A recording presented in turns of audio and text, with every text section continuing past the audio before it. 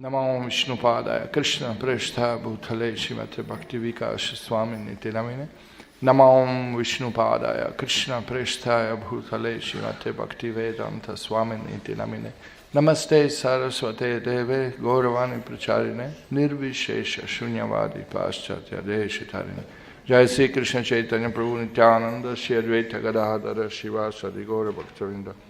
Hare Krishna Krishna Krishna Hare Hare Hare Rama Rama Rama Hare Hare. Hare Krishna. So we continue our study of Isopanisad. We did mantra 1, hearing Srila Prabhupada's purpose, and then we did comparison to the Atmavasyam verse in Śrīmad Bhagavatam 8.1.10.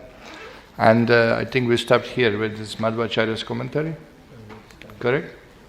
Okay. So, this is what we are going to reveal here, commentaries of Acharyas now. Ishavasyam idam sarvam yat kincha jagatyam jagat tena tyaktena bhunjita magrida kasya sridhanam. So Śrīpāda Madhvācārya says here that Isha comes to Ishasya, Avasyam, Ishasya Avasyam, the residence of the Lord. Why this idam sarvam, everything that exists is residence of the Lord? It cannot function without His presence. That is what it indicates. If you remember, Srila Prabhupada says, just like this body works because Atma is there. The whole universe is moving because Paramatma is there. So similarly, that's the point here.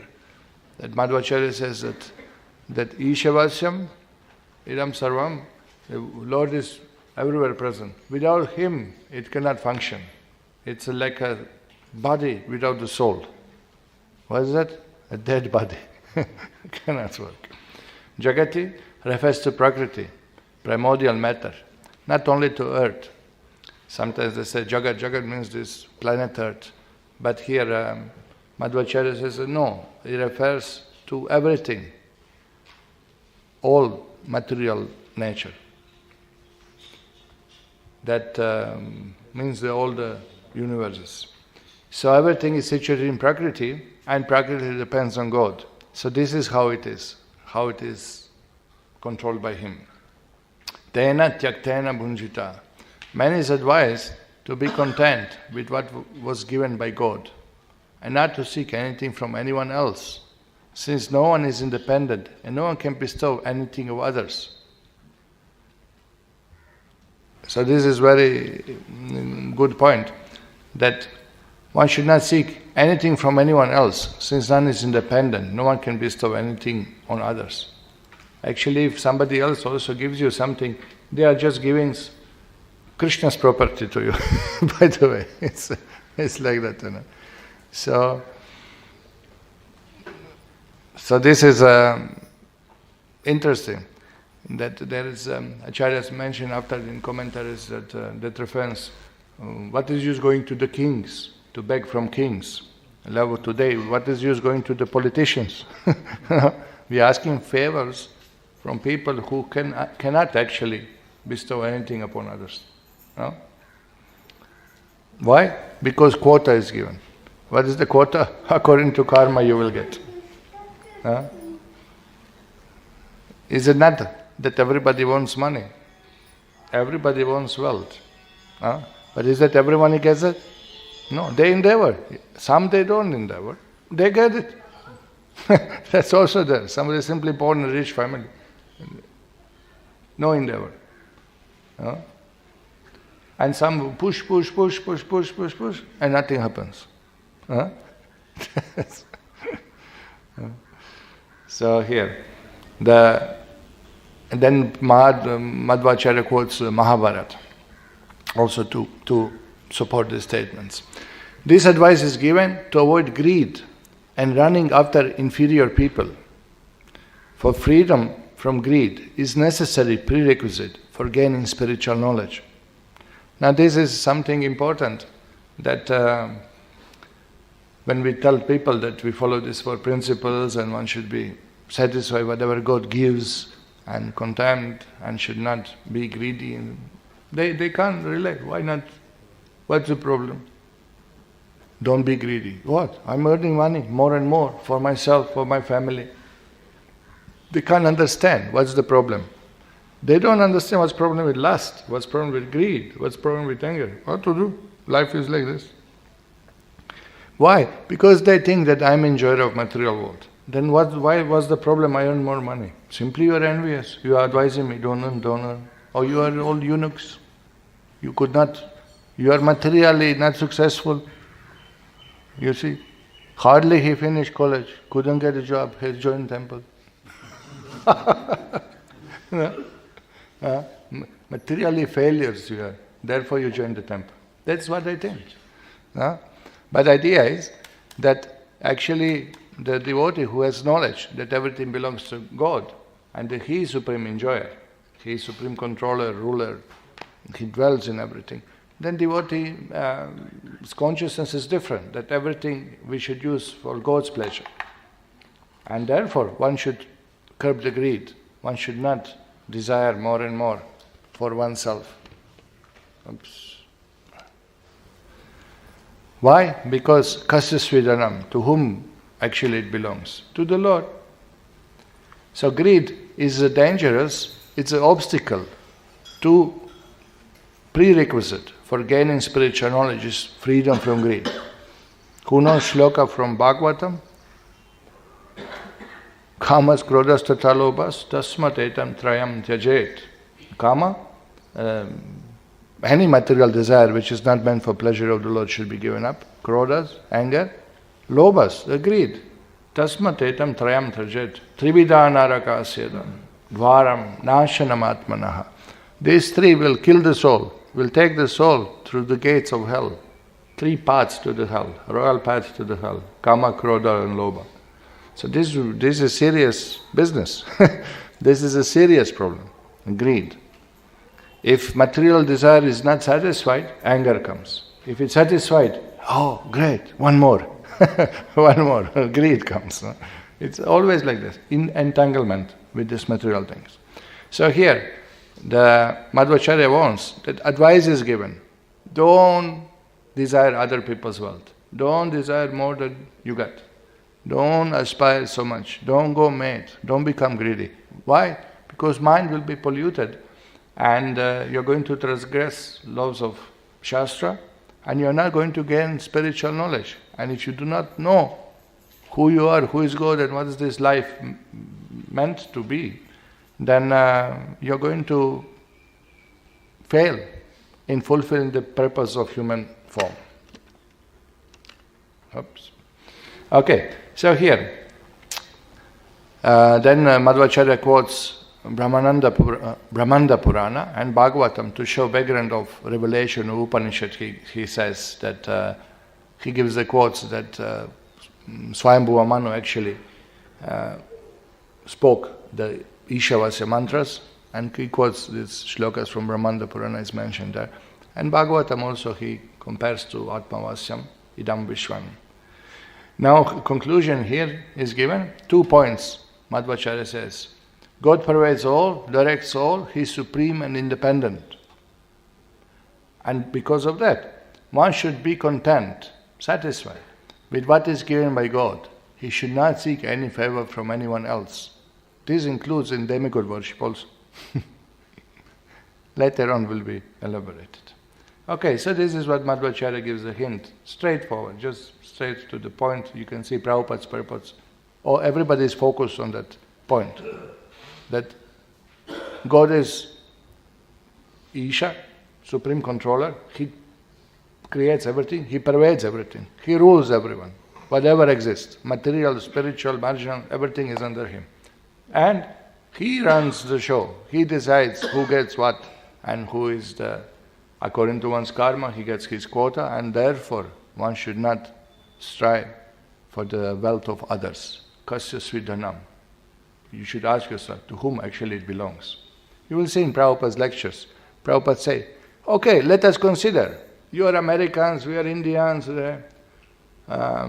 So you claim this is my country, this is your country. Let us consider this proposal. What about before you came? whose country it was. And after you go, whose country it is? Country remains there. Prabhupada said, Napoleon, that Napoleon spread the glories of the France and expanded the France and this and that. And then Prabhupada said, France is here, where is Napoleon? It's a good point, that none of us can claim proprietorship. None of us actually possess it. We come in the meanwhile for a short period of time and claim this is mine, and then we go. But it's all Krishna's. Because none of us was born, and then you created the sun, you created the earth, you created the ocean, you created the... Is it? You like that? Anybody? Thank you for understanding. Okay, so here Vedānta-deśika's commentary.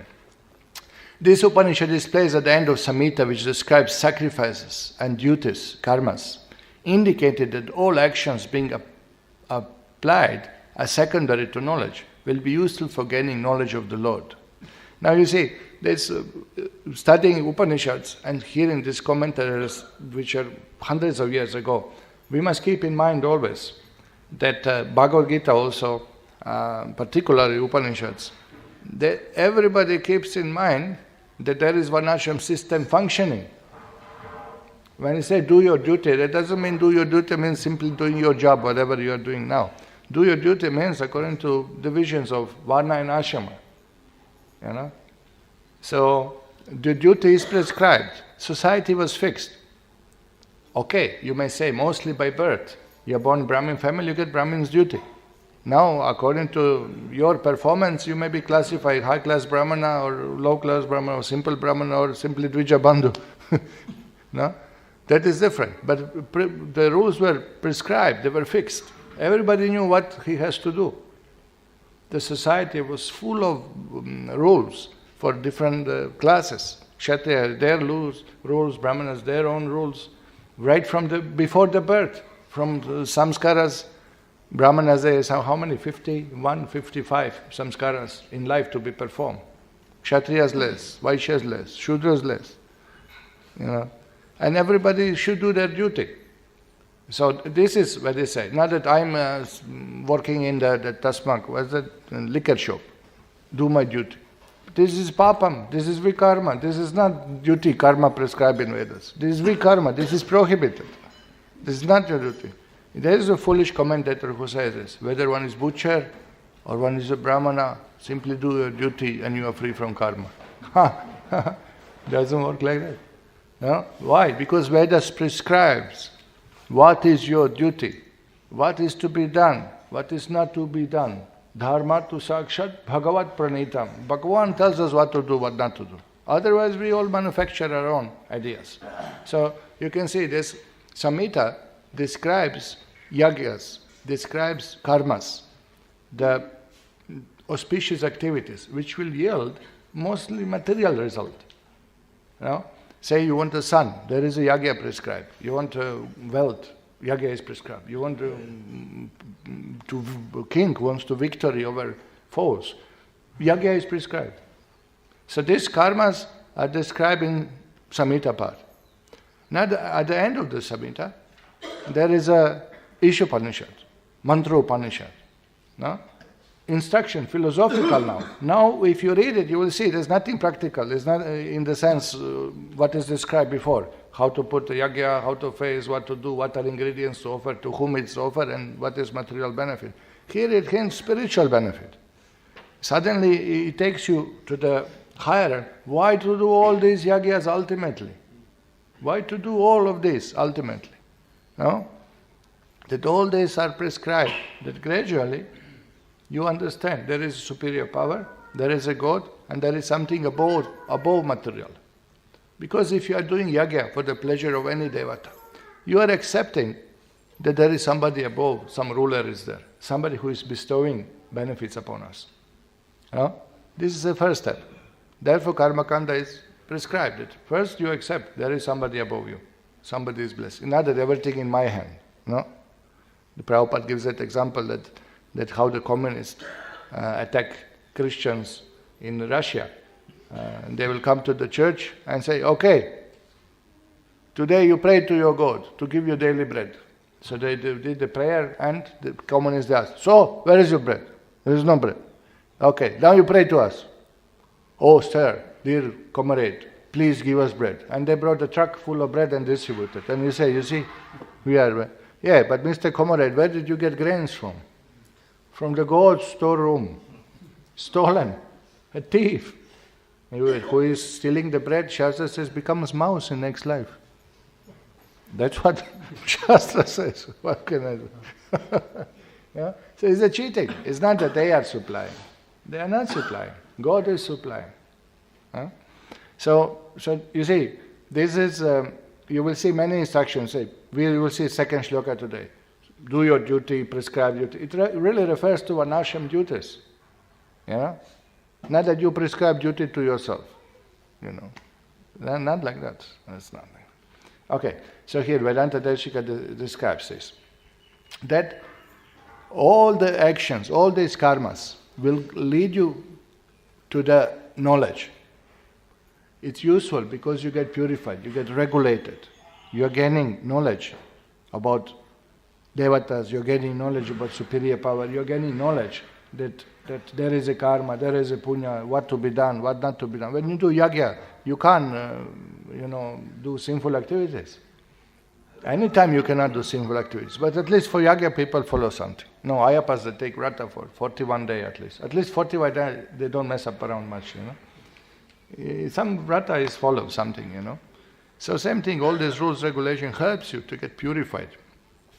Then Vedānta-deśika, Acharya goes to describing word by word. Isha, he said that Guru proclaims the position of the Supreme and that all others depend on him and that he is independent.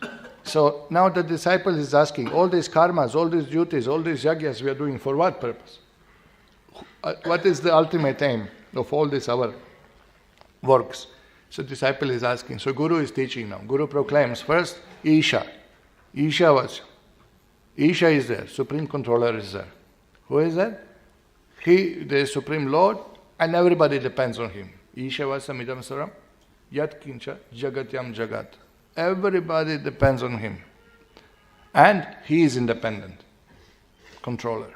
Idam refers to all composed of all conscious or non-conscious entities. So this is exactly what Prabhupada speaks, remember, in the purports and also in the lectures. Animate, inanimate. One day Prabhupada starts class, you are animate or inanimate? And everybody's looking, oh, Prabhupada, we are alive. Gya gya udvai aja isha nishau. Very nice shloka he quotes. Gya means knowledge, agya means one who doesn't know. Two, ajau, unborn. Isha, controller, anisha, one who is not controller. What is it? Neither the Supreme Personality of Godhead nor the individual spirit soul were ever born. Correct? Dvau ajau, both are unborn. But the Lord is full of knowledge and Shiva is full of ignorance. You see the difference, no? Gya, agyau, isha, anisha. It's very clear.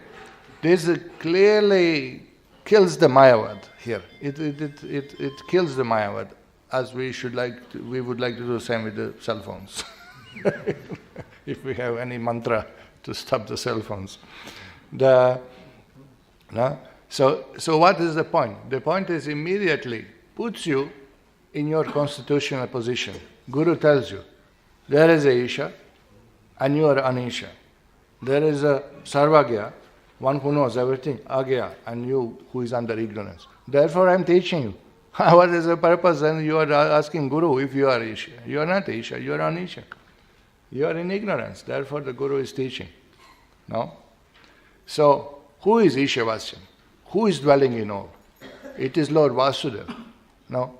Now you will see why. Because usually when you say Ishvara, Isha, in India, if you say Isha, Ishwaran Koil, we have in Salem. Is it Vishnu's temple? It's Shiva's temple. No? Conventionally, Ishwar is used for Shiva. No? So here, he is answering that objection. Who is Isha-vasyam? Who is dwelling in all? It is Lord Vasudeva. So he quotes Vishnu Purana. The learned people say that Lord is called Vasudeva because He lives, Vasati, everywhere, and everything lives in Him. So this is very important that we understand. Ishvara, Parama, Krishna.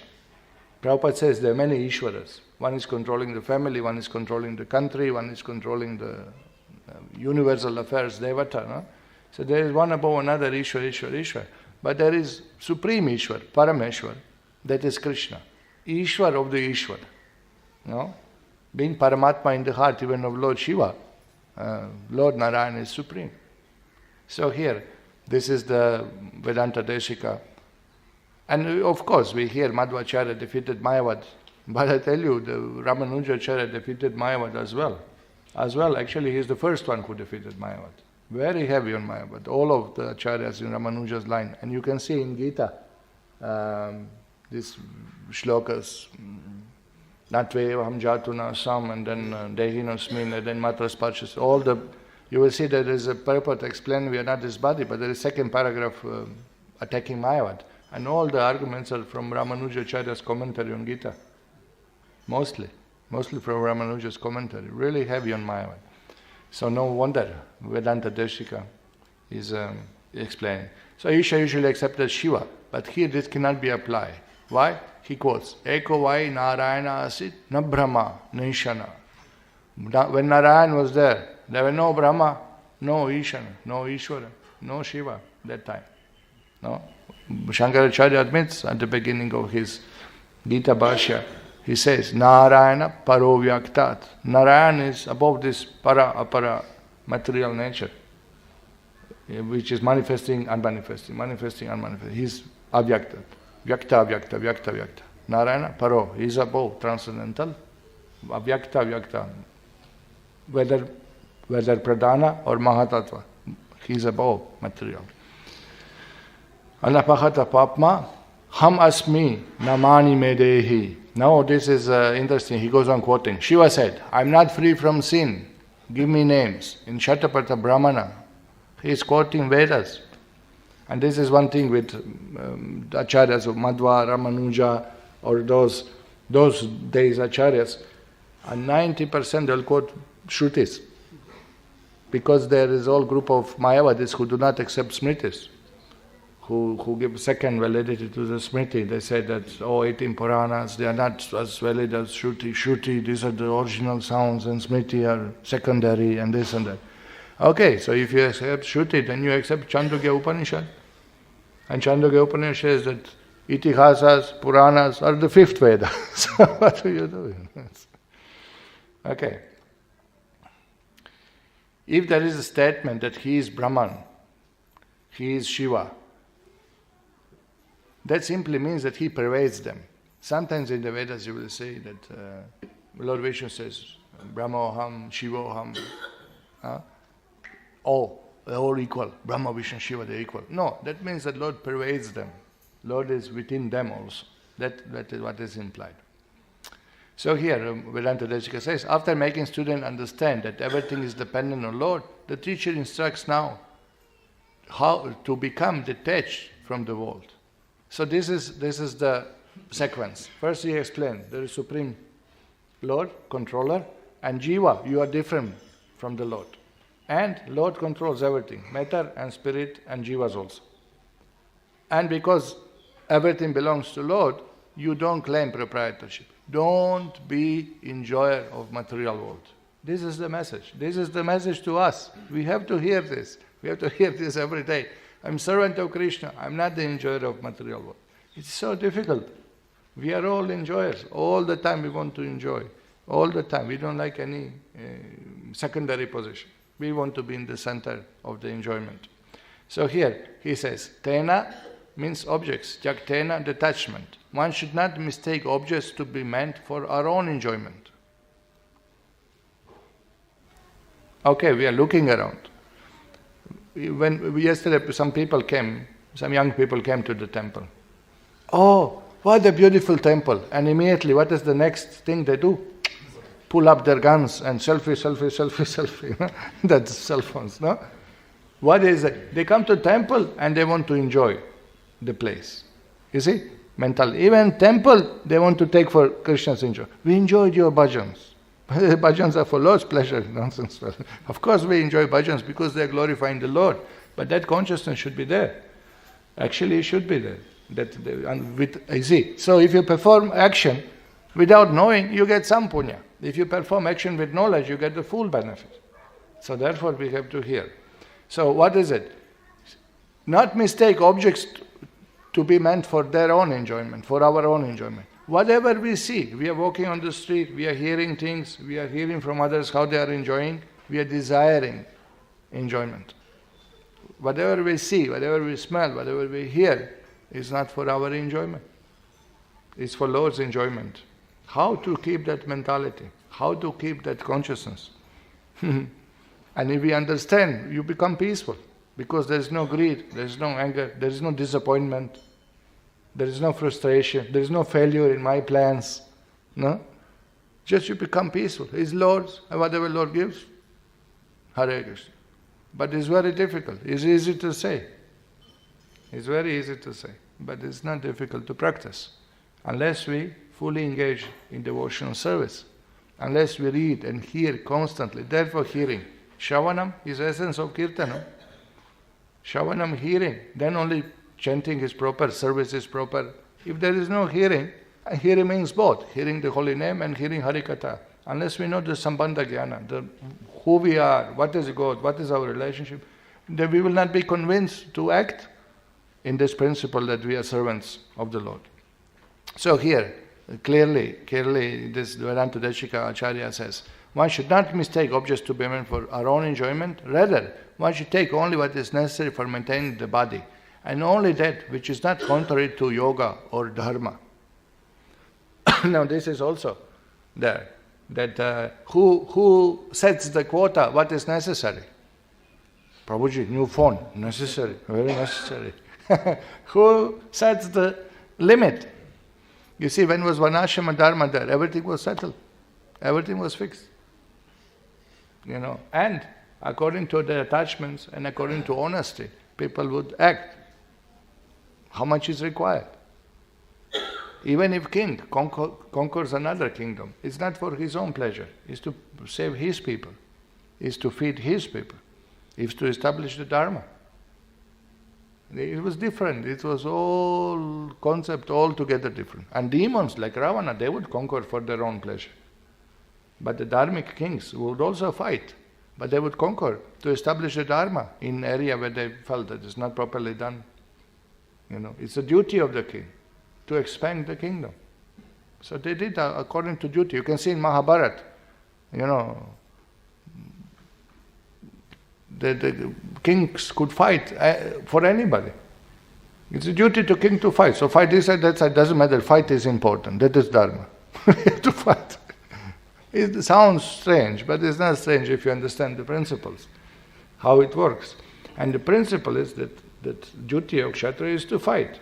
Now Duryodhana approached some of the kings earlier than Arjun, and they obliged. Oh, he's asking help. King is asking help, and he's emperor also. So I have to oblige. Then Yudhishthira said, but we are friends. We are friends, but they asked me first, so we are obliged. You see, the duty was first, then personal interest.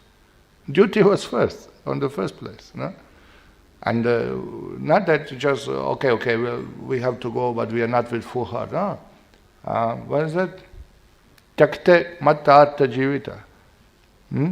Duryodhana said, there are so many soldiers ready to give up life for me in my army. That was the system. No? Bhishma also, he fought full strength. He was not pretending. And no one else in Pandavas know the truth of this statement. They lost so much army, it was difficult to defeat him. Okay, so here, then he quotes from Vishnu Purana Vedānta-deśika Acharya, Yama says to his servants, one who hankers for wealth is a not devotee of Vasudeva. Vishnu Purana. No? There was that disciple asked Gopal Krishna Maharaj, oops, I was not supposed to say who asked whom, and said, Maharaj, I want to build big house. Oh, why you want a big house? To invite devotees for prasadam, you need big house.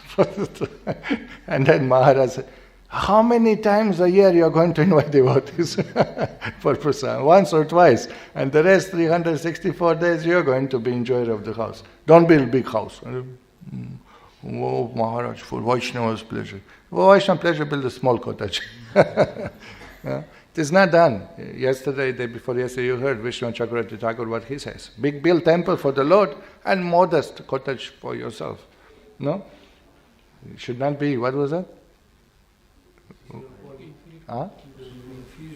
Inferior quality. Correct. So, for the Bhagavan stone, for house, brick. I tell you the quality of cement we use, so use some inferior quality. But the same principle, it's the same principle. Lord is enjoyer. Look at what you have from all these kings. From Cholas, Pallavas, Cheras, who else was there? Pandyas, Koshalas. Tell me, what left from all of this? Where are their palaces? Hardly you find one or two palaces around. But what do you see? Temples. Temples. No? Now it's opposite. Now whoever become minister, prime minister, chief minister, everybody is building big houses for themselves. Correct? And big 4-lane highway to their village has to go, from wherever they took birth. No? Bogus. I don't think they will extend my visa after the enlivening speech. Problem. No, you see, everybody knew what this is all about. And they left these temples for further generation, future generation to see. This is the goal of life, not your own nonsense house. So, and amazing, they knew the future. They could see the future because the Shastra says that no house should be bigger than the temple.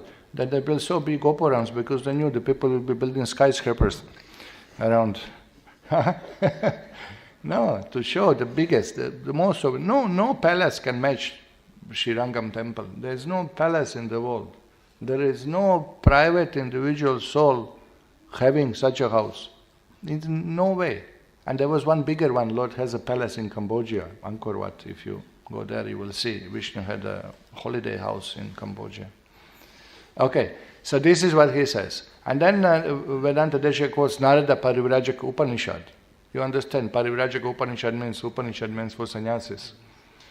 He who is absorbed in Lord and is detached from anything other than the Lord is qualified to become a bhikshu. This is the definition. Attached to the Lord, absorbed, and detached from anything other than the Lord. Is a pure devotee. That's a clear definition. Okay, here Baladeva Vidyābhūṣaṇa's commentary. There are many mistaken ideas about the meaning of the Vedas. Now he lists out. Some say Vedas describe action, karma, by which one can achieve 4 purusharthas, dharma, artha, kama, moksha. And that Vishnu is subordinate to those actions.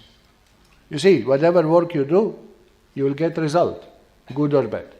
No? So it's according to work. So God has to give you according to your work. Will He give something else? That you do good things and will give bad result? No, He'll give you good result. So you understand, God is subordinate to the laws of karma. This is karma mimamsa philosophy. There's a book, Karma Mimamsa, and starts, Om Atato Karma Jigyasa. This is how it starts. So, here is listed as a wrong, mistaken idea. Okay. Some say that the result of karma, such svarga, is eternal. No? That's also mistaken idea. Some say that jiva and prakriti are independent of the Lord. Why? Okay, God created the world. But then He left us. And then you see, so many bad things are happening because God is not involved anymore. Why the wars? Why this women? Why all these diseases and sufferings? Because God is not involved there. He created us and left us there, and now it is running. Nature is running on its own. Jiva is running on its own. But God created us. You heard that before. Some say Jiva is fragment of Brahman. Some say Jiva is reflection of Brahman. Some say Jiva is delusion of Brahman. This is Shankara. Vivartavada. Vivartavada means mistaking rope for the snake. Means mistaking one object for another. Means you mistaken that you are individual jiva. Actually you are Brahman. So what is jiva? It is delusion of the Brahman. You are in illusion. You are all God. And you realize this, class over. Because God is not teaching God. Okay. Some say jiva can be free from samsara chakra just by realizing aham brahmasmi. All mistaken ideas, isn't it? So Isopanisad, taking all these opponent views as a Purva Paksha, replies that Supreme Lord Vishnu, He is independent, He is omnipotent, He is omniscient, He possesses all qualities, and He is composed of knowledge and bliss. So he says this first shloka, Isopanisad, defeats all this, because established the Lord is independent, supreme, controller, and jiva is different from Him. And then he goes on explaining, there are 5 tattvas described in the Vedas. What are the 5 tattvas? Ishvara, Jiva, Prakriti, Kala, and Karma. Correct. So Isopanisad defines the nature of Atma, so that they are not useful for performing karma, for enjoying the world, but they are useful for upasana. So what is the point? That these instructions, again, refers to the Samhita, 39 chapters and previous chapters which describe this karma kanda, to tell frankly. Material activities, yagyas, sacrifices, different pujas, to gain material wealth. So here, the Isopanisad now defends the nature of the Atma. No? And so these instructions are not useful for performing karma, for enjoying the world. These instructions, Isopanishads, are not meant like those in Samhitas described, but are useful for upasana, which means to establish relationship with jiva with the Lord. Upasana means to worship the Lord. That is of a favorable devotional service attitude of the jiva to the Lord. So he hints that finally at the end of this, all this karma kanda, there is a hint, there is a pinch. Actually, you are not enjoyer of material. First you tell me how to get good wife, do this yagi. How to get money, do this yagi. How to get good progeny, do this yagi. And at the end, actually you are not enjoyer. So it's a cold shower. It's an awakening moment. And therefore Upanishads are considered the superior to other. Why do we say the whole Vedas Upanishads are most important? Because of this, because they give clear knowledge of position, sambandha jnana, what is jiva, who is Lord, what is to be done, what is not to be done. Then why all these other activities? To engage jiva into gradual upliftment by following karma kanda, one will get purified, then becomes karma yogi, then becomes jnana yogi, then becomes dhyana yogi, then becomes bhakti yogi. Gradual process. Then he confirms Baladeva devotion that Dhajjan Atharvan is the rishi of whom mantras are revealed, Anushtup is the meter, and he then explains shloka. Isha, by the ruler or by the controller. He is controller of all living entities. He controls them because he is the very essence of all living entities. Now this is not just control. It's not that I control you and you don't like to be controlled. But I'm controlling you because I have power, so I control you. But actually you have capacity to be independent. This is not the case. Jiva has no capacity to be independent in that sense. Actually, he is very essence of living beings. We are meant for each other, you may say. We are meant to serve Lord. We exist to serve Lord. It's a little different than what we have this control of material world. Concept of the control. Okay, idam sarvam refers to the whole material world. Vasyam, the material world must be covered. Vasya means to cover or pervade by the Lord in order to function. So he quotes shloka, Narayan is the beginning and the end, within and outside of everything, from Mahanarayana Upanishad. So he shows that this is Lord Narayan. Isha Vasyam, one who pervades everything, Narayan is beginning and the end. He creates everything, he dissolves everything, within and outside everything. He is all pervading. So this is a quote immediately establishing that is Narayan. Vasam also means to dwell in. Thus the meaning is, Ishvachamidam Sarvam. The Lord must inhabit the world, which means that the Lord creates, maintains and controls the world. This is how he explains. Shloka, Taittiriya Upanishad, by whom all are created, maintained, and Brihadaryanaka, he controls and is immortal super soul within. Brihadaryanaka Upanishads. Then he says that Idam, not only the visible universe, but Jagatyam Jagat, all the universes with his 7 layers, includes all the moving and non-moving entities. Everything he controls. Not only, sometimes they say Jagat is Prithvi, it is Mother Earth, but no, he says that all the universe, including his coverings, everything is controlled. And this is also explained.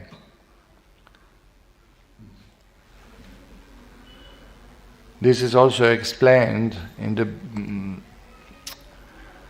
Brihad Bhagavatamrita by the Sanatana Goswami. They even in the coverings of the universes, there are elements. First covering is earth, then the second water, then the fire, then the air, then the ether, then the Mahatattva, false ego, then the Mahatattva, then Pradhana. The different layers covering. And in each layer, presiding deity or particular element, earth personified worships Lord, who is it? Varaha.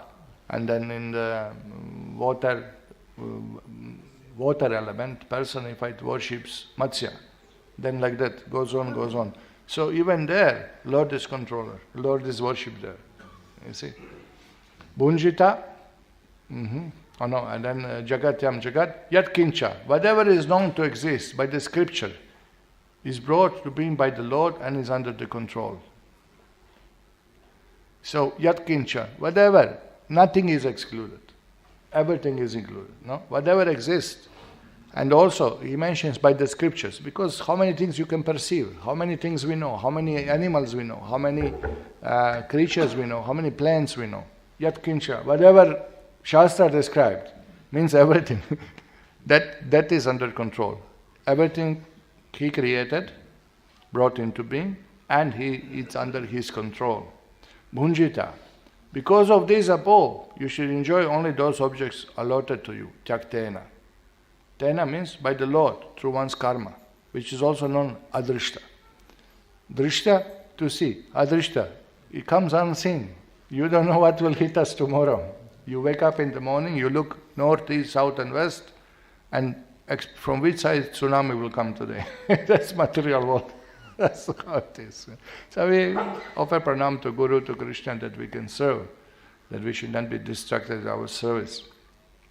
So here, Adrishta is called unseen destiny.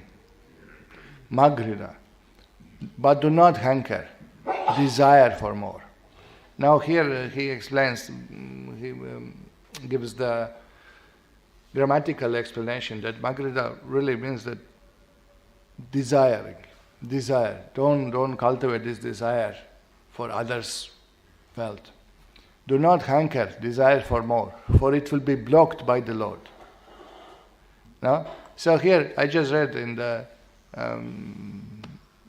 what is that? Hunting the Rhino with the Swamiji, in the book by Shyamasundar Prabhu. So this is amazing. He was one of the early devotees, the eldest devotees in ISKCON, and after Prabhupada, he did 7 years he spent with Prabhupada. And then time he had idea that let me earn big money and helping to spread the movement. And he tried something, he speculated with some gold stock market in Switzerland, and he took Prabhupada even there, and 1 or 2 days they did a little bit stock market exchange. Prabhupada was sitting looking. And then Prabhupada told, okay, now withdraw the money, and for Prabhupada was over. But later on, again he engaged in something like this. It's a kind of gambling. And he lost a lot of money. Now in the book, he says that after he left Prabhupada, he got this idea. Prabhupada told him, earn big money. He asked Prabhupada approval, can I sell the gems or gold or something, earn big money to spread the movement. Prabhupada said, okay. So he said he took it in that direction, that this is Krishna's plan for him. So since then, all 80s, 90s, he's traveling all over the world and searching for gold mines, for gems, for diamonds, for this, for that. So in one, he said in the book that sometimes we hit something, we got something. He got some big money. He said, but soon as I got big money, just by circumstances, it's taken away from me. And again, I'm back on zero. He said that many times, successful story, he found the diamond, this, that, gold, and then immediately taken away from him. So what is it? You see here, do not hanker desire for more. It will be blocked by the Lord. It will be blocked by the Lord. And you have any experience? Adrishta, unseen destiny. Kasya svidanam. Why not to desire more? Whose wealth is it? It belongs to no one in this world. No? Belongs to Krishna. So here he quotes Brihadaranyaka Upanishad, Lord is the controller of all, the Lord of all, ruler of everything that exists in this world. This quote shows that the Lord is the primary benefactor and not any other living being. Thus one should live with this sense of detachment. Primary benefactor means he is supreme enjoyer. Parama Purusha. Parama Purusha means supreme enjoyer. Purusha means enjoyer. Govindam Adi Purusha, the original enjoyer. We are subordinate enjoyer. We are enjoyers when we see that Krishna is happy, Jiva is happy also. But our happiness depends on his happiness. His happiness is independent. Okay, so therefore one should live with sense of detachment. Srila Bhaktivinoda Thakur says, he paraphrased the shloka very nicely. This is Srila Bhaktivinoda Thakur really is a compassionate Vaishnava who puts these big philosophical points, very simple expressions. And the way he appeals, he says, Jiva, you are not God. You are not meant to enjoy. You are in illusion searching for material happiness. God will give you enough, He is maintaining everyone, don't worry. What you do? You worship Him, you serve Him, and you'll be free from the bondage. You're like very compassionate, like a father he speaks, you know. So he paraphrases the shloka in this very simple manner. And he says, offer everything to the Lord, and whatever little you accept, take it as mercy given by Lord. Then everything becomes spiritual. You see, it's a simple formula. Everybody can follow. Everyone can follow. It's not only according to Brahman, Kshatriya, Vaishya, and Shudra duties, but this applies to us also, people of Kali Yuga, you know. This is how you live. Offer everything to the Lord, and whatever little you accept, it's prasadam, mercy of the Lord. Then everything becomes spiritual. And in commentary on Amnaya Sutra, Bhaktivinoda Thakur quotes Isopanisad mantra 1 and explains. He quotes Bhagavatam, Yat karma viryas tapasa jnana viragyas chayat yogena dhana dharmena shreyo bir itarirapi sarvam yad bhakti yogena mad bhakto labate nyasa.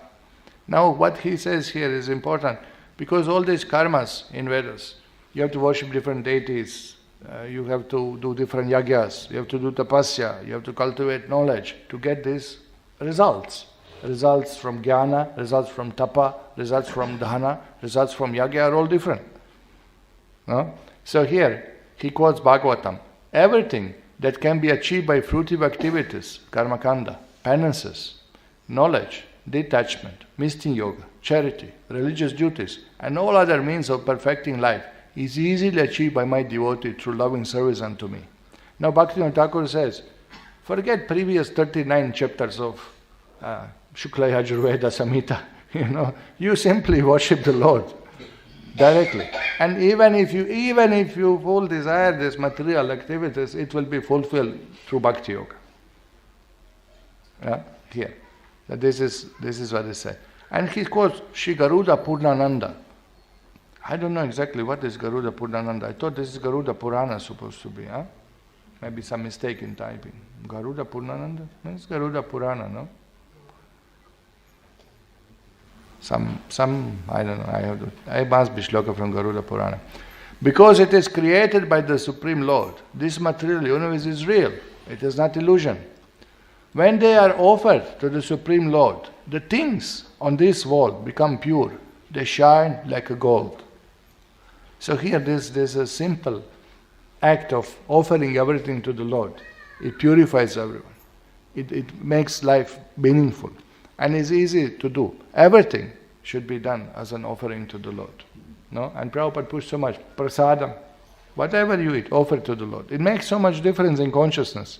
You know, there were these kids of Gaur Bhagwan Prabhu, they were looking for some recipe on YouTube.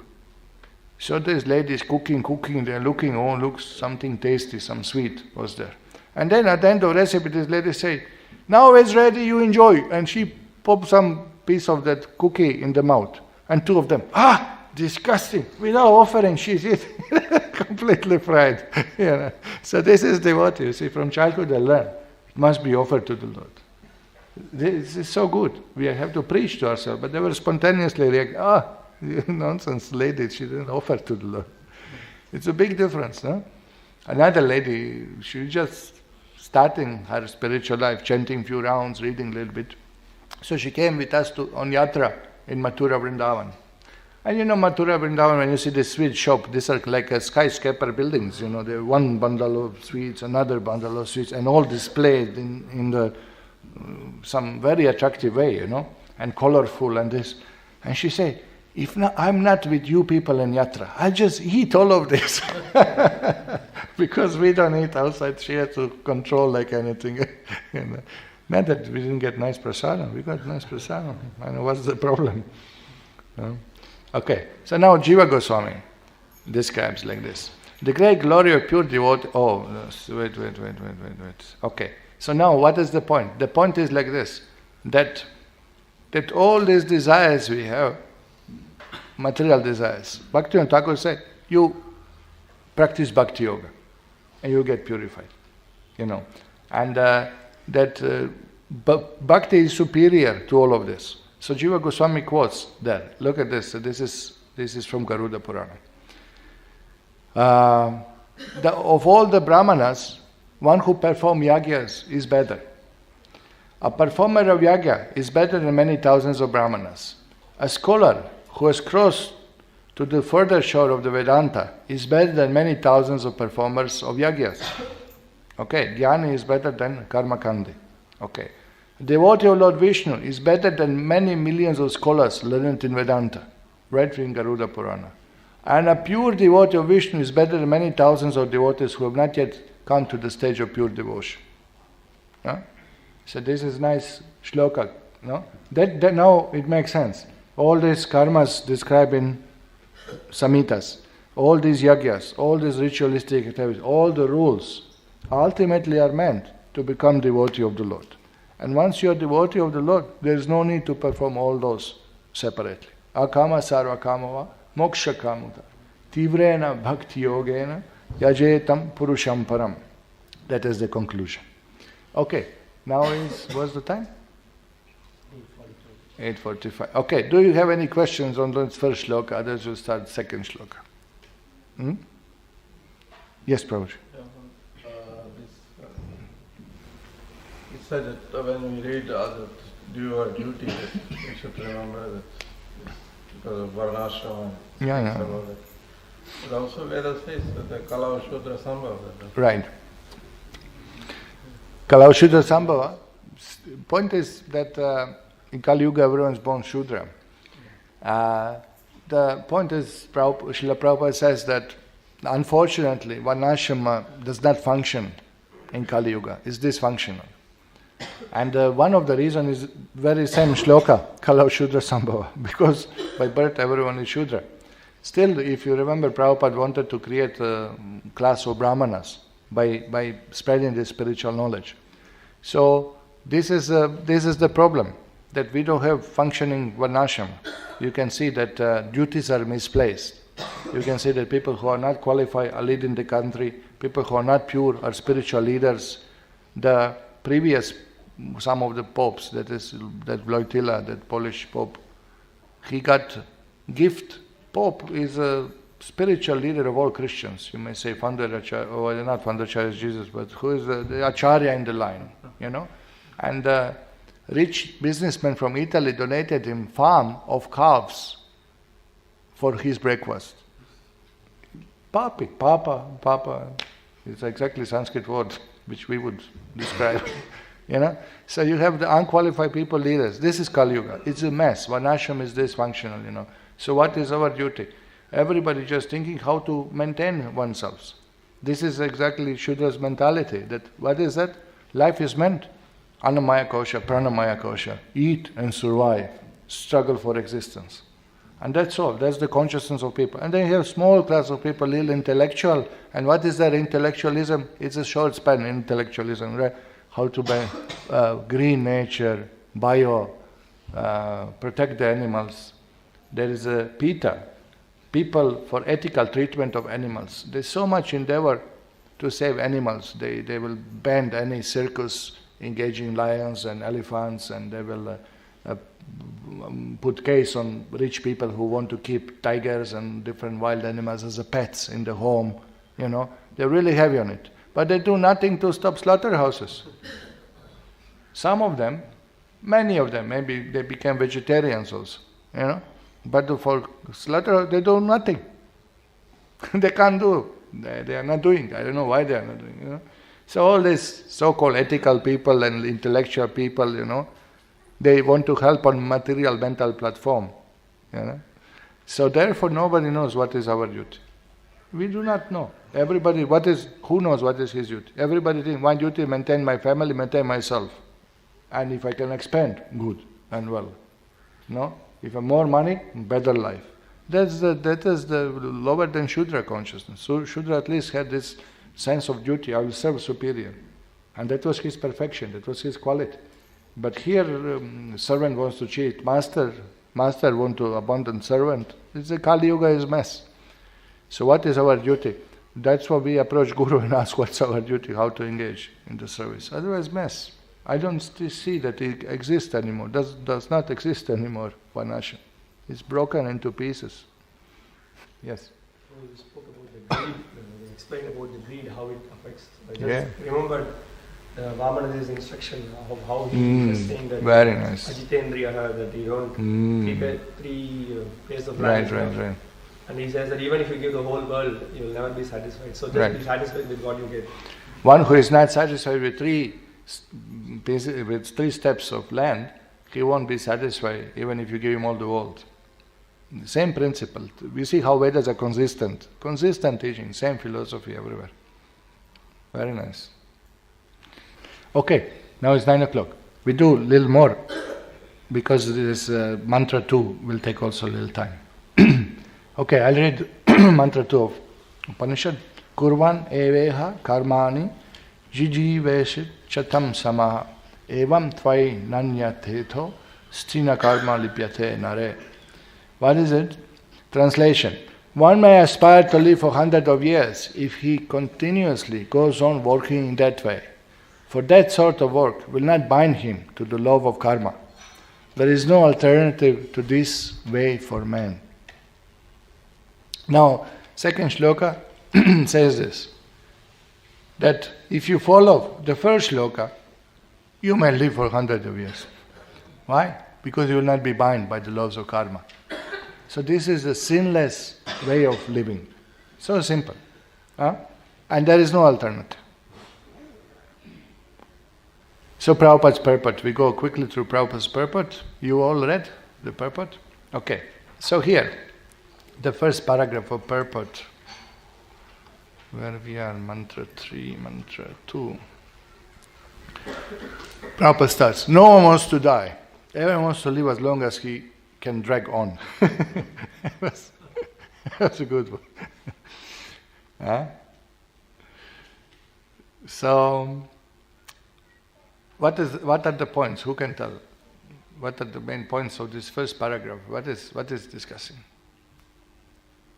Anybody make notes? The first paragraph, he says the main point is that the eternal living entity, he transgresses the laws of nature and he binds himself. Binds himself. Exactly. Okay. What did you say, Prabhuji? You said the living being is eternal by nature. Okay. But what's the point of paragraph? All this paragraph is not saying that living entity is eternal by nature. There's something else is discussed here.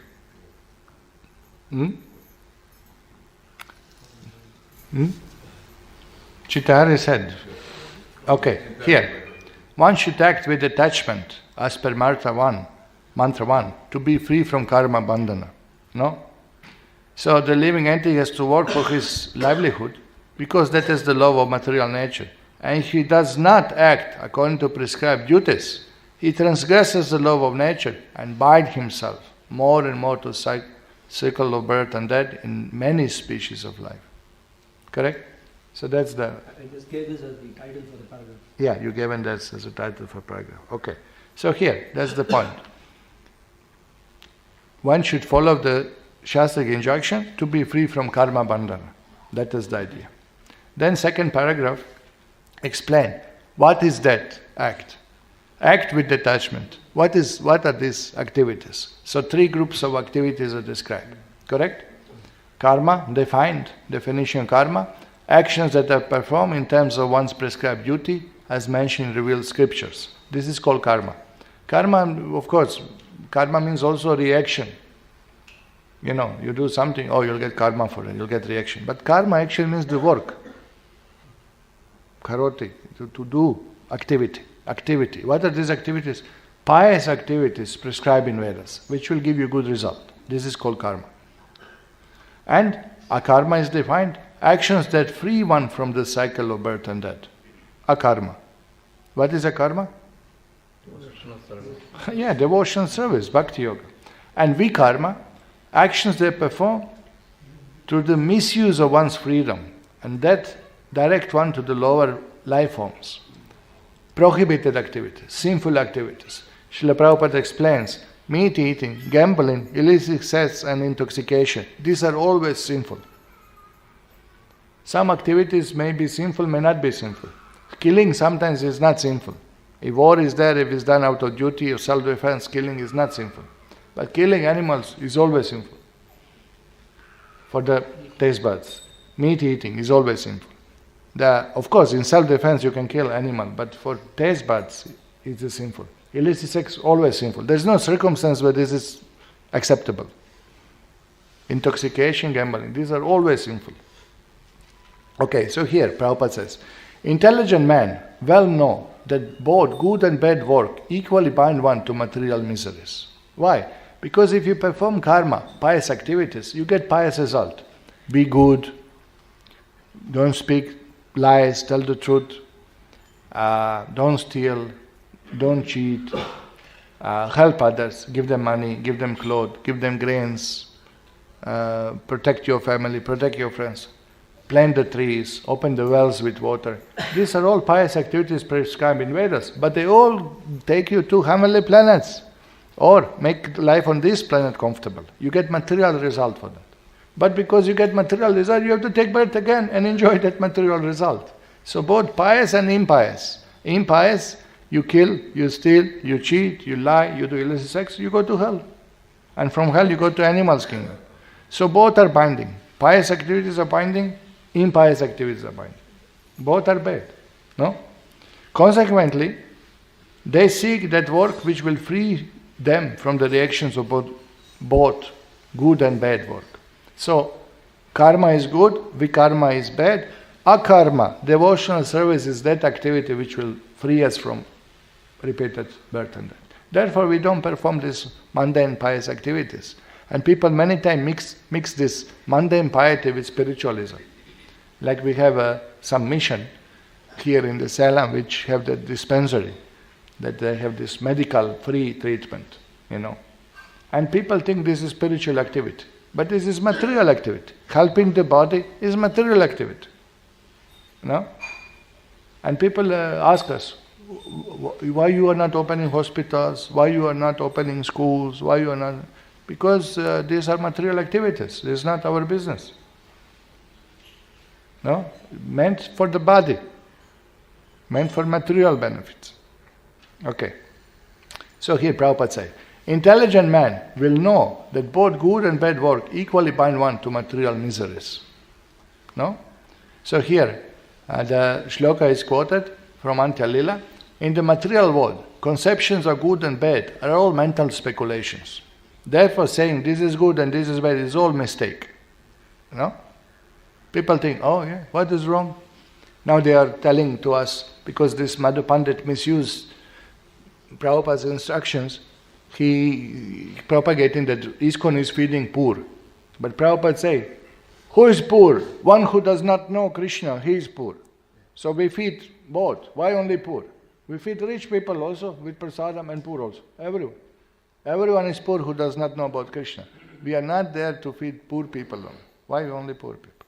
Feed everyone. No? So he misused that, and he's propagating so much that we are feeding unprivileged children so they can fill their bellies, so they will not skip the classes. So in that way we support education. Prabhupada was against material education. Prabhupada didn't tell us to do mundane philanthropic works. So now wherever we go, there's so much he propagated and expanded this mundane social work. So much he propagated this that whenever we go now in India, people say, oh, you're from ISKCON, you're doing good work. You're feeding the poor. But actually, according to us, in our book, he said, this is a bad work. Good or bad, both are bad. Both are binding, both are bad. No? So, this is explained here. A man engaged in devotional service rids himself of both good and bad reactions even in this life. Therefore strive for yoga, which is the art of all work. So this Krishna speaks in Bhagavad Gita, Buddhi yukto jahatiha ube sukrita dushkrita. Good and bad. Good and bad reactions. Both you will be free from. So when we chant Hare Krishna, even whatever good we did, materially good, that also becomes destroyed. You know about it? Both, huh? Hey, some are not laughing, some are saying, oh.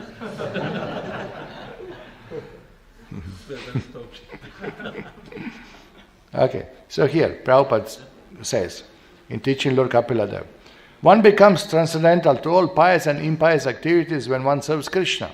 After all, piety and impiety are within the material modes. It's material activity. Sorry to say, feeding the poor is not spiritual activity, it's material activity. Helping the blind so they can watch TV after nicely, If you help devotee, that is great. He can see the form of the Lord. You help the blind and they go on watching TV and you share your karma. I was pushed once in the train. Some beggar came asking me something. Usually we give prasadam. I didn't have. So all coach is looking. Now what Swamiji will do now? What they are looking at me. So everybody is giving something. Then okay, I also given something. I had some 5 rupees something. I didn't have even change. And this boy in front of my nose on the station itself, he went purchased 1 samosa and 2 bidis. I'm sponsoring. ISKCON is sponsoring bidis, Baba. Don't give the money. They will misuse. Remember Gita. When you give in charity, to whom to give, what are the strengths, what is the motive, what is the attitude, everything is counted. No? Then I told them, you see? Oh, you are right. You see? No, give prasadam. No? But everybody applauded. When I give 5 rupees, everybody approved. Prabhupada, this is good work. It's not good work, it's bad work. I sponsored the bidis, Baba, President given me money to travel, and I sponsor him bidis around, I get karma for that. Definitely, I get karma. Okay. So Prabhupada says, consequently, they seek that work which will free them from reactions of both good and bad work. This is the conclusion, no? So you see, first, Isopanisad mantra says, God is supreme, creator, ruler, independent. He dwells everywhere. And therefore, he gives you quota according to your karma. Be satisfied. Don't hanker after other. No? And what he says, follow instructions, do your duty with detachment, and you live for 100 years. Nothing happens to you, no karma for you. You see, Isopanisad instruction, how to stop repeated birth and death. More you accumulate karma, more you stay in material world. No? Like you have debt. No? Get free from that. And you are paying 1,000 rupees and you are taking loan on the other side 2,000 rupees. Huh? then how is it possible to get free from the law? How is it possible to be free from karma if we are doing sinful activities still? Both, even pious ones. No? Okay, you are not doing vikarma, but why you are still engaged in karma? Chanting Hare Krishna, coming to temple, okay, you are not drinking, you are not smoking, but every single function from karma kanda you attend. Then what is the point? Some people in their house, some devotees in their house, they keep deities. They keep Jagannath deity, and then when family goes karma kanda yagya, they also sit for the yagya, for Durga yagya. And then how is it? And Ganapati puja, Ganapati also placed on the altar. Hey, what are you doing? Oh, he's a great devotee of the Lord. But you are not. So this doesn't work. That also creates karma. Any material activity, pious, impious, creates reaction. It's good or bad reaction, but both are bad for us because it binds us. It binds you. You ask for money, the Lord. Lord gives you money, but money you cannot carry Vaikuntha. So Lord says, okay, stay here, spend your money. You have to. It's as simple as that. Whenever we ask Lord for material benefit, we are asking, my Lord, please let me stay in material world. This is our prayer. No, just ask one leg, then I will go. Let me spend nicely, then I will go to Vaikuntha. But you won't. Remember the shloka, Yamaraj says, who is asking for wealth, he is not devotee of Vasudeva. If you are not devotee, how you go to Vaikuntha? Or you bribe somebody. How it is possible? Not possible. Okay, now then next paragraph gives progressions of that akarma work, naishkarmya. First, Prabhupada says, executing the prescribed duties mentioned in Vedas will bring you to the platform that gradually you realize authority of Supreme Being. So now you see, I'm born, Brahmana, Kshatriya, Vaishya, whatever I am. I got my duties from my guru, from my family, from my status. I got what is to be done. I follow that dutifully. Gradually I realize authority of Supreme Being, Vasudeva. Now Prabhupada mentioned here particularly Vasudeva. You will see why. Particularly this name is given. Why? It is to be understood that he has attained the stage of positive knowledge. Once you realize that Vasudeva is supreme, you attain the stage of positive knowledge. What is that, positive knowledge? You see, this is the thing when you have to translate simple, it's not simple, it's complex Sanskrit terms in simple English. But Prabhupada will explain. In this purified stage, the modes of nature cannot act. Rajagun, Sattvagun, Tamagun, they do not influence one. What is that stage? Sattvam Vishuddham Vasudeva Shabditam. That transcendental stage of Vishuddha Sattva, above the modes of material, is called Vasudeva stage. Therefore, Prabhupada just used word Supreme Being Vasudeva purposely. No, what is that? Vasudeva Saramiti Samahatma Sudurlabha Bahunam Janmanamante Jnanavam Mam Prapadyante. One who is in knowledge. So you see how it came. You execute prescribed duties, you come to a platform of knowledge. Correct? And then that knowledge brings you above modes of material nature. You don't act anymore in material platform, you act in spiritual platform. And there, in this purified stage, modes cannot act. What is that? Mam chayo vyabhicharana bhakti yogena sevate sagunan samatityaitam brahma bhuyaya kalpate. Devotional service puts you immediately on transcendental platform. What is that platform? Shuddha Sattva, Vishuddha Sattva, transcendental platform. There is no tinge of material modes there. Okay. So here, the Lord Shiva says to Sati, that is the shloka, Sattvam Vishuddham Vasudeva Shabditam. Shiva is speaking to Sati. I'm always engaged in offering obeisance to Lord Vasudeva in pure Krishna consciousness. Krishna consciousness is always pure consciousness, in which the Supreme Personality Godhead, known as Vasudeva, is revealed without any covering. So that's consciousness, that Vasudeva state. That is to be attained by the devotees. Srila Prabhupada says, as soon as one is fully Krishna conscious, it is to be understood that one is in his pure, original, constitutional position. This state of existence is called Shuddha Sattva. which means that it's transcendental to the material qualities. Since the Shuddha Sattva existence is under the direct action of the internal potency, in this state, the activities of material consciousness stop. For example, when iron is put into fire, it becomes warm, and when red hot, although it is iron, it acts like a fire. We heard this so many times, no? How actually the Krishna consciousness purifies one. It becomes spiritual. Everything becomes spiritual. Prabhupada said, you pluck one flower and you smell it, is material. If you pluck one flower and offer to Lord, and then you smell, it's spiritual. It's a question of consciousness. And then we utilize everything and purify everything. No? That computer is using Krishna service. Camera is using Krishna service. Vehicles are using Krishna service. No? Everything is yukta vairagya. What is it? Nirbandha Krishna sambandha. Everything is utilized. Yukta vairagya. So that everything is using Krishna service. So everything becomes purified. No? We were seeing Prabhupada's that dictaphone in Vrindavan, no? And you want to touch it. For us, it's a spiritual object. By touching it, I get purified. By seeing it, I get purified. Dictaphone is purified. Yes, because it was used in this transcendental purpose. Yes, it is definitely purifying. Any object used by Guru is spiritual, because it was not used for material purpose.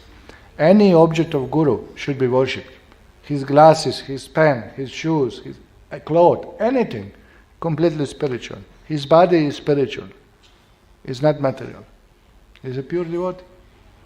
You see, concept, no? Everything becomes purified. Okay, the fourth paragraph gives concept Ishavasya, the God-centered conception, devotional service. Factually, no one has to do anything more than render devotional service of the Lord. This is Prabhupada. Śrīla Prabhupada ki jai. You see, simply he says, okay, now, what to do, how to act, how not to act, what is the karma, what is the duty, just do devotional service. No need to do anything else. But we have to feed the poor, we have to protect the earth, we have to do this, we have to do that. We have so many duties. Sarva dharmam parityaja, mam ekam sharanam vraja. Simple, you see that? How Prabhupada hits. And this, when you read, it hits you, But I'm thinking, I'll just do a little more this and then I will come. I'll just do this, then I will join. I'll just do this, then I will serve. But this is what it is, that we are entangled with our material desires. We are transgressing, we are unnecessarily involving, we are unnecessarily become implicated in the complexities of this material nature. So here, now Prabhupada say, all right. I know, we are all attached. There is no harm in becoming family man. All right, cool down. You don't have to take sannyas today. After some time, you can say, oh, I want to help others. Okay, socialist. I want to take care of people. All right, communist. We are all equal. All right. There is space for you also. Nationalist, humanitarian. Provided that one executes his activities in relation with Ishavasya, the God-centered conception. Now you can purify all of this. No? You want to help people. Prabhupada said, this Krishna consciousness, distributing transcendental literature, is the best welfare work. This Bhakti Yoga is best welfare work. Giving the holy name to everyone is best welfare work. Because by holy name, one is burning all reactions of previous sinful or pious activities and frees us from repeated birth and death. Oh, but people, what is it? People have to feed belly first, then only they will work, then only they can serve Krishna. But that's not the fact. Fact is that if they hear holy name, they get more benefit than feeding the belly. No? It's a fact. The jiva is not the body. Okay, so here this is what Prabhupada says. Validity of such God-centered conception, the spirit of Ishavasya. In the Bhagavad Gita, Lord Krishna said that God-centered activities are so valuable that just a few of them can save a person from greatest danger. What is the greatest danger? 84 lakhs of species going again. Repeated birth and death, no? What is the shloka Bhagavad Gita? Neha vikrama nashasti pratyavaya na vidyate. Swalpam apyasya dharmasya trayate mahato bhayat. They deliver us for greatest fear. But Prabhupada said greatest fear? Death. Repeated birth and death. That's the greatest fear. So even little bit. Being so engaged, we may wish to live for many, many years. Otherwise, a long life itself has no value. Prabhupada said that. Otherwise, why you want to live 100 years? You see, Shloka says, you may desire to live 100 years, follow these duties. Otherwise, what is use? Even tree is living 100,000 years. What is use living like the tree? Look at these examples. Living like a tree, breathing like a bellows, begetting children like a hawks and dogs, and eating like camels. What is the use? Prabhupada said. What is the use living like that? Simply cats and dog society, Prabhupada said. Simply cats and dog society. Humble God-centered life is more valuable than colossal hoax of life dedicated to godless altruism or socialism. Just simple, humble devotee is better than millions of these philanthropes and people, Monday welfare works and all this big drama about doing good, mundane activities. Because they're all material, all binds one. Bhaktivinoda Saraswati Ṭhākura say, the simple ringing of the bell of neophyte devotee offering arati to Lord is better than offering hundreds of hospitals or any other Monday welfare work. Why? Because this purifies others. It purifies him at least. If not others, at least him. He is purified. And by going to millions of hospitals, you're not going to go home back to Godhead, You're going to go home back to repeated birth and death. Punarapi jananam, punarapi maranam. So that's the problem. And then this first step of God-centered activities called karma yoga is described.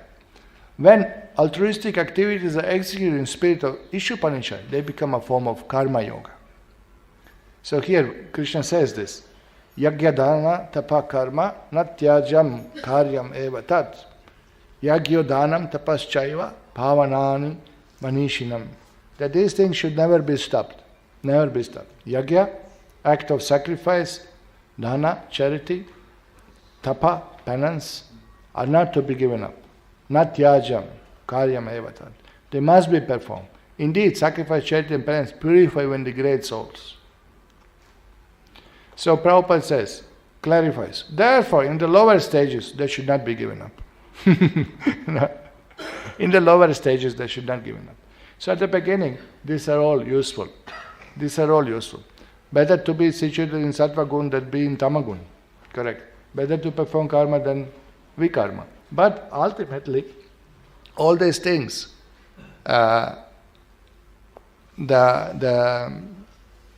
ultimately they have to lead us to bhakti. Unless they lead us to bhakti, then what is the use? What is the use? If one goes on become attached to the sacrifices, or one goes on become into charity and this and that, unless it's done in Krishna's name. So how do we do it? Simple. We also distribute prasadam. But we tell to people this prasadam, we chant the holy name, we tell them Krishna is giving his mercy, and therefore they are linked to the Lord. And also automatically feeds the belly also, and purifies the soul. Prabhupada says we should not distribute food in the poor areas or go to their place. Let them come to the temple, we give prasadam to everyone, and we should not distribute prasadam without kirtan. Prabhupada said, distributing prasadam without kirtan is meaningless. But everybody, oh no, but it's prasadam. But if they do not know that it's prasadam, still will purify, that is true. But how much benefit they will get?